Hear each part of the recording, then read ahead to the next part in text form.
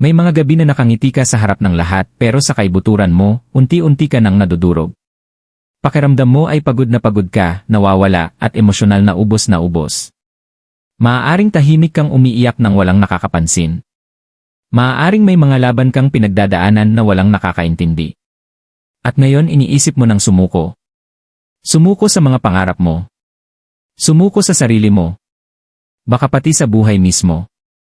Pero bago mo gawin yon, bago mo isipin na wala ng pag-asa ang lahat, basahin mo ito hanggang dulo. Dahil maaaring ang mensaheng ito ang dahilan kung bakit malalampasan mo ang masakit na yugto ng buhay mo. At baka lang hindi pa tapos ang kwento mo. Minsan, nagiging sobrang bigat ng buhay. May mga araw na paggising mo pa lang, pagod na pagod ka na kahit hindi pa nagsisimula ang araw. Sinusubukan mong manatiling matatag, pero bawat pagkadismaya, bawat kabiguan, at bawat masakit na karanasan ay unti-unting may sinisirang bahagi sa loob mo. Maaaring hindi ito napapansin ng mga tao sa paligid mo. Nakikita nila ang ngiti mo, ang normal mong pakikipag-usap, at ang araw-araw mong ginagawa, pero hindi nila nakikita ang emosyonal na bagyong nangyayari sa isip mo. Ang pinakamahihirap na laban ay kadalasang tahimik. Maaaring pakiramdam mo wala nang gumagana sa buhay mo. Maaaring nagdasal ka, nagsikap ka, naging matyaga ka, pero nauwi ka pa rin sa pagkadismaya.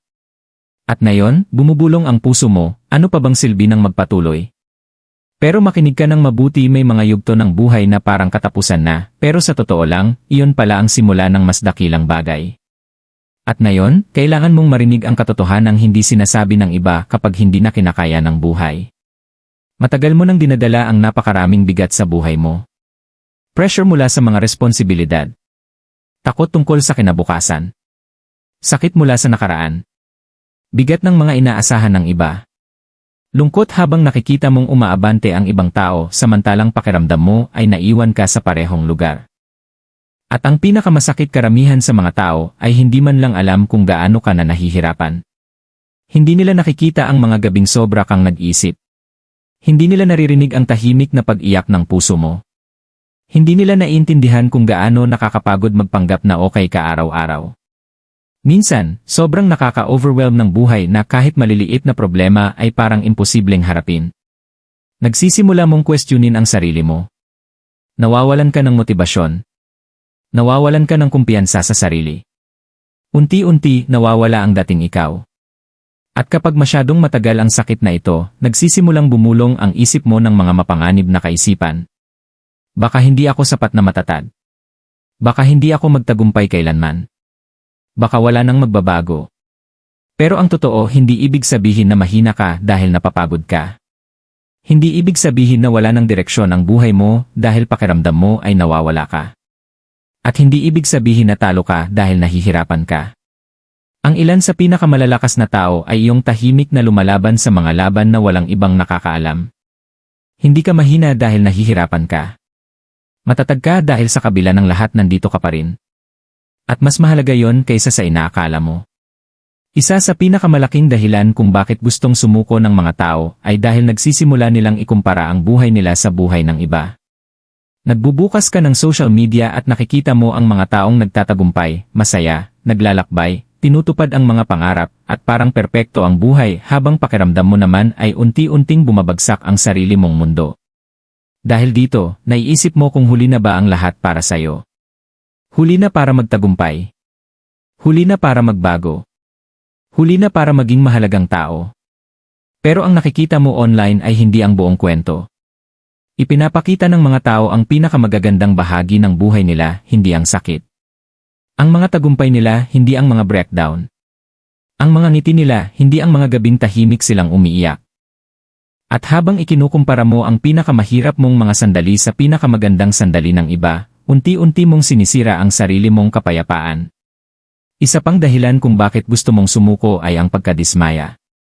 Inasahan mong mas mabilis gagantimpalaan ng buhay ang pagsisikap mo. Akala mo mababayaran na rin sa wakas ang lahat ng sakripisyo mo. Pero sa halip, paulit-ulit kang sinubok ng buhay hanggang sa tuluyan kang mapagod emosyonal. At sa totoo lang kayang durugin ng paulit-ulit na pagkadismaya kahit ang pinakamalakas na puso. Pero pakinggan mo ito ng mabuti, hindi ibig sabihin na hindi na mangyayari ang isang bagay dahil mas matagal itong dumarating. May mga taong maagang namumulaklak. Mayroon namang mas huli. Pero ang mga bulaklak na huling namumulaklak ay maganda pa rin. Iba ang timeline mo. Iba ang paglalakbay mo. At hindi kailangang maging katulad ng kwento mo ang kwento ng iba para maging makahulugan ito. Narito ang katotohanang madalas nakakalimutan ng tao sa mahihirap na panahon. Ang sakit ay nagbabago ng tao pero maaari rin itong ihanda ang tao. Ang ilan sa pinakamatalino, pinakamalakas, at pinakamatagumpay na mga individual ay dumaan din sa mga panahong pakiramdam nila ay wasak na wasak sila. May mga sandali rin silang gustong sumuko. Mga sandaling nagduda sila sa sarili. Mga sandaling walang saysay ang lahat. Pero ang mga masakit na panahong iyon ang nagturo sa kanila ng mga aral na hindi kayang ituro ng kaginhawaan. Ang sakit ay nagtuturo ng pasensya. Ang kabiguan ay nagtuturo ng karunungan. Ang pakikibaka ay nagtuturo ng lakas. At minsan, inaalis ng buhay ang ilang bagay sa iyong landas dahil hindi talaga sila para manatili sa iyong hinaharap. Sa ngayon, maaaring hindi mo pa naiintindihan kung bakit nangyari ang lahat ng iyon. Pero darating ang araw na lilingon ka sa nakaraan at maiintindihan mo na ang masakit na kabanatang ito ay humuhubog sa iyo para maging mas malakas, mas marunong, at mas handa sa buhay. Huwag mong hayaang ang pansamantalang sakit ang magtulak sa iyo na gumawa ng permanenteng desisyon. Mahirap ang kabanatang ito pero hindi ito ang huling kabanata ng iyong kwento. May natitira pang buhay sa unahan mo. Mas maraming oportunidad. Mas maraming paggaling. Mas maraming kasiyahan. Mas maraming sandali na magpapasalamat ka na hindi ka sumuko. At kahit hindi mo pa nakikita ang liwanag ngayon, hindi ibig sabihin na wala itong liwanag. Minsan, ang mga tao ay nakaliligtas dahil lang sa paniniwalang baka mas maganda ang bukas kaysa ngayon. At sa totoo lang minsan, sapat na ang munting pag-asa para magpatuloy. Huwag mong maliitin kung gaano kabilis maaaring magbago ang buhay mo. Isang oportunidad lang ang pwedeng magbago ng kinabukasan mo.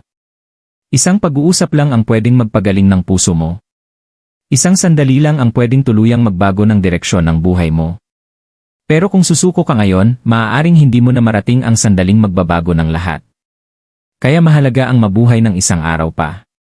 Minsan, ang progreso ay hindi malalaking tagumpay. Minsan, ang progreso ay simpleng paggising at pagpiling huwag sumuko. At napakalakas ng desisyong iyon. May mga taong dati ring naramdaman ang nararamdaman mo ngayon. Mga taong umiyak bago matulog. Mga taong naniwalang wala ng pag-asa ang buhay nila. Mga taong muntik ng sumuko ng tuluyan. Pero paglipas ng mga taon, ang mga taong iyon ay nakatagpo ng kaligayahang akala nila ay imposible.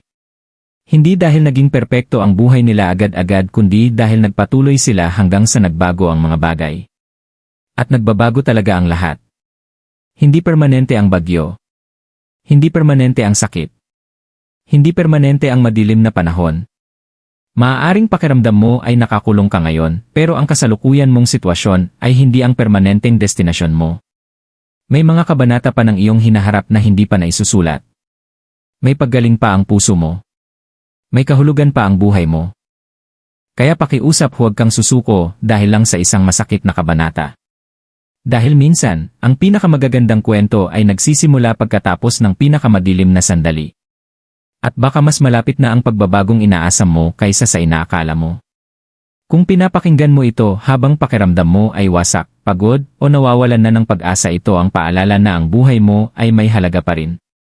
Maaaring hindi palaging napapansin ng mundo ang sakit mo, pero may halaga pa rin ang pag-iral mo. May layunin pa rin ang kwento mo. At may mga posibilidad pa rin ang hinaharap mo na hindi mo pa nakikita ngayon. Huwag mong hayaang ang pansamantalang emosyon ang mag-convince sa'yo na ang buong buhay mo ay walang saysay. Nakaraos ka na sa mga araw na akala mo ay sisira sa'yo.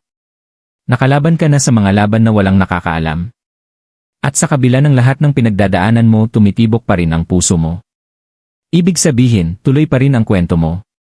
Siguro sa ngayon, hindi mo pa kayang isipin na may mas magagandang araw pa. Siguro malayo pa ang kaligayahan. Pero may kakaibang paraan ang buhay para sorpresahin ang mga taong ayaw sumuko. Darating ang araw na lilingon ka sa masakit na kabanatang ito, at maiintindihan mo na ito pala ang sandali na humubog sa'yo para maging mas malakas, mas mabait, mas marunong at mas marunong magpasalamat sa buhay. Kaya kung iniisip mong sumuko ngayon, huwag. Magpahinga kung kailangan. Umiyak kung kailangan. Magbagal kung kailangan. Pero huwag kang sumuko.